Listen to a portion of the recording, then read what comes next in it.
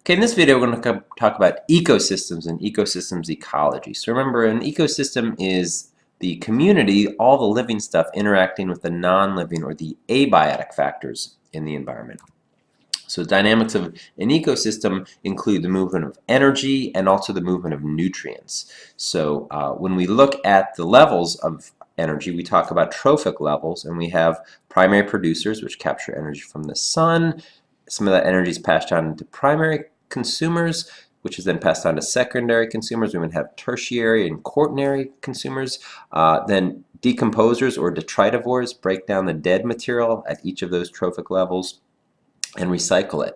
So we can really look at the flow of energy and the flow of matter in two different ways. And the pink arrows here show the energy of movement of energy, which starts from the sun and moves up through these different trophic levels and ultimately is dissipated at each level as heat. Okay, so that's a movement in and out. It's a linear movement through the ecosystem, whereas the movement of matter is a recycling of nutrients. So what happens to the nutrients is they're picked up by the primary producers, passed through the levels of the trophic levels in the ecosystem, and then they're recycled by decomposers, and the nutrients are then utilized again by plants. So with the movement of matter tends to be a cyclical or cycle, and the movement of energy comes from the sun through the levels of the ecosystem and then out as heat. Okay, if we again look at the two factors that determine ecosystems, abiotic and biotic, hopefully you remember abiotic means non-living, so things like temperature, light, water, and nutrients. Biotic are the living factors, right? And we talked about the relationships the living things have. It could be the competition, predation, mutualism, parasitism, etc. And this just shows how some of those areas are affecting the kangaroo population of Australia, the interaction of the abiotic and biotic factors. So again, the factors, what types of factors involved in abiotic? Well, temperature is a really important one, especially in terrestrial ecosystems. Water or precipitation is also, again, really important in terrestrial ecosystems. Sunlight is important, more so in marine ecosystems. We have the top level of the marine environment called the photic zone. That's where the light can penetrate, and that's highly productive. Then when we get below that, we get into the aphotic zone. So there's not a lot of available energy where there's no sunlight, so that's going to obviously be less productive. Some of the dead material is going to filter down in there, but that's going to impact the productivity of that region of the marine ecosystems.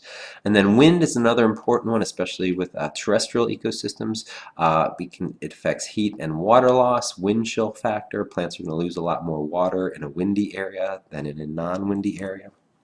And then rocks and soil are also very important in terms of amount of nutrients they can provide for the plants. So an example of tropical rainforests have really poor soils with high metals, high toxicity levels. So when you cut down all the plant biomass and try to grow crops in a tropical rainforest, for example, you get very poor productivity. You quickly deplete any of the available nutrients and you have to move on, which is why agriculture in tropical regions has not been very successful. This slash and burn, having to constantly move on into new areas because the soil is very poor and quickly gets depleted. So that's important in terms of a lot of these ecosystems.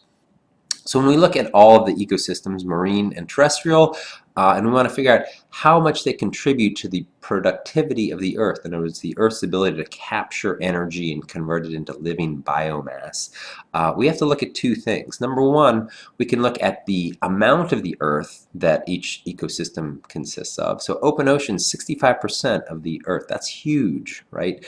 Tropical rainforests, they're only 3.3%. Okay, so when we look at these different areas, we can see that obviously the bigger they are, the more of an impact they're going to have on sort of global productivity. But there's another important thing here. It's how productive they are. In other words, how much do they produce per square meter? And that's when we get into something a little bit different. You can see open oceans are not very productive. They're about on par with deserts. So they're sort of like a marine desert. They don't produce a lot per square meter. Whereas tropical rainforests are very highly productive. So though they're only 3.3% of the Earth's surface, they produce so much energy per square kilometer that they're really important, and they really are important in terms of the biodiversity that they can support. If we look at marine environments that are highly productive, we can see that algal beds and coral reefs are incredibly highly productive, and swamps and marshes, right? So in Louisiana, we've got a lot of swamps and marshes. Well, they're really important for, again, allowing for productivity. Think of all the things, all of the sort of fish and shrimp and oysters and things that we harvest from these swamps and marshes and estuaries. And again, it's important because we're losing a lot of those in Louisiana. So the ability to sort of protect those and recognize how important they are in terms of their productivity and how much they can contribute to sort of the overall ecosystem of our area. When we combine productivity per area with the amount of area of each, we can see that tropical rainforests are really important because of their high productivity. Oceans are really important because they're 65% of the Earth's surface. So those are really the two that contribute the most to the overall productivity of the Earth. And again, if we look at different areas, for terrestrial areas, we tend to see that the most productive areas are right at the equator. These are tropical rainforests, regions of tropical rainforests. Why are they so productive? Well, it's because of high precipitation, they are rainforests, and high temperature, right? They have a year-round growing season. So that's going to allow them to capture and use the most energy. The plants there can convert a lot of sun energy into plant biomass. When we look at marine ecosystems, we see something slightly different. Notice there's actually productive areas that are closer to the poles, and that's because marine ecosystems are more reliant on, obviously, light, the photic zone, the area right at the surface, but also available nutrients. And a lot of the open oceans, again, are really nutrient poor. They don't have a lot of available energy. And so what we tend to see is these areas that have upwellings or these coral reefs are more productive and can have higher productivity rates because they have more available nutrients. So it's an important difference when comparing marine and terrestrial ecosystems. Is light and nutrients are important with the marine ecosystems, whereas precipitation and temperature more important with the terrestrial. Again, now when we look at these ecosystems and each level of the ecosystem, each trophic level, how efficiently can energy be obtained from the lower trophic level, we see that it's actually not very efficient, right? We can see that there's this 10% rule, that about 10% of the area, the available energy for primary producers can be passed on to primary consumers, and about 10% of that energy can be passed on to secondary consumers, and about 10% of that energy can be passed on to tertiary consumers, right? So what we tend to see is most of the energy is lost at each level in terms of waste heat, right? The animals are running around trying to get food, trying to mate, trying to do all this other stuff. They're using a lot of that energy in all those processes. They're not storing most of it as biomass that can be passed on to the next trophic level. So this is important in terms of humans because of the role we play. If you are a meat eater and you only eat meat, right, you're eating higher on the food chain, so to speak. And so for every pound of beef you eat, or chicken or pork, right, you need 10 times that biomass of plant material to feed those animals, right? So your ecological footprint is going to be a lot greater.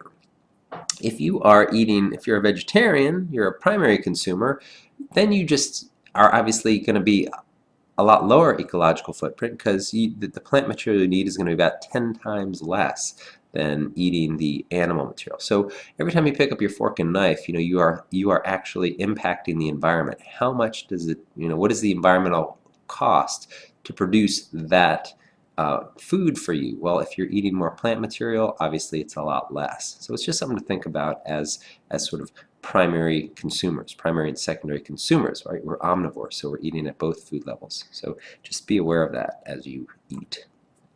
Now we're going to talk about biogeochemical cycles, nutrient cycles. Remember, these are continuing to cycle through ecosystems, and let's look at some of them. Water cycle is the easiest, right? Water is basically goes through physical changes from liquid, it evaporates into water vapor. Water vapor condenses when it cools into liquid again. It comes down. It also obviously has a solid form of snow and ice. Percolates down through the ground or through surface rivers and streams back to the oceans. So pretty simple cycle, the water cycle. Hopefully you're well familiar with that one.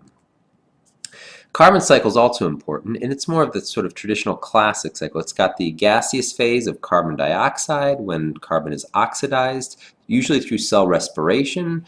Carbon dioxide is the main nutrient needed by plants for the process of photosynthesis.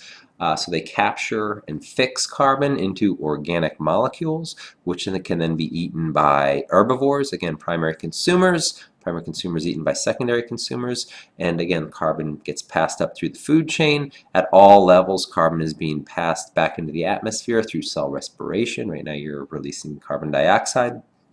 And so it's a nice balanced cycle that's been in this sort of natural cycle for millions of years, right? And of course now, since the Industrial Revolution, we've been extracting coal, oil, and natural gas, sort of fossilized fuels, carbon that's been sort of sequestered in the earth for millions of years. We're extracting it, we're burning it for energy, and we're, again, putting it out as CO2. Again, an important greenhouse gas. So as CO2 levels rise, we're now concerned about, obviously, what we're doing to global temperature, to climate change as we raise these CO2 levels. So carbon cycle is really important in that regard and how we're impacting global climate. Nitrogen cycle is a little bit more complicated than carbon cycle, right? Because most of the nitrogen available in the atmosphere is in the form of N2. However, this is an inert gas. We can't utilize it. Plants can't utilize it, even though we're surrounded by nitrogen gas. It's got a triple bond and it's very stable. Fortunately, there are bacteria that live in the soil and also live in certain plants called nitrogen-fixing plants. And this mutualistic relationship, they will take nitrogen gas and they will reduce it into ammonium that the plants can then use. Plants will use that reduced form of nitrogen to make amino acids, which are again the components of proteins.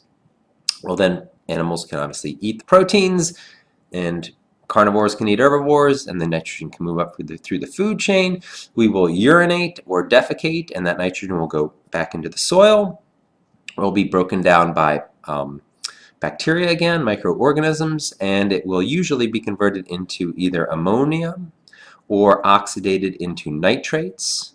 And then some of those nitrates can be denitrified back into nitrogen gas, where they can be then fixed by other nitrogen fixers. So we have different forms of nitrogen, right? We have oxidized forms, nitrite, NO2, nitrate, NO3, and we have the reduced form, which is ammonium. Remember, reducing is when you add hydrogen to it. So NH4 is a reduced form, and those are all usable forms that plants can readily take up. So nitrates, nitrites, and ammonium are biologically active forms of nitrogen that play an important role in the nitrogen cycle. Then the phosphorus cycle is the last one. It's important. Why do we need phosphorus? Well, we need phosphorus for DNA, ATP, buffers, regulating our pH within our body. And it's important because phosphorus only exists in one form, phosphate, PO4, and PO4 is a solid. It's a polyatomic ion which exists as a salt. So it's basically going to be found in rocks and soil, excuse me, which will then dissolve into water and be taken up by plants, excuse me, which can then be taken up by animals when they eat the plants, and it does not exist in a gaseous phase, and I am being taken over by a cough here. So that's it, phosphorus cycle. We are done, and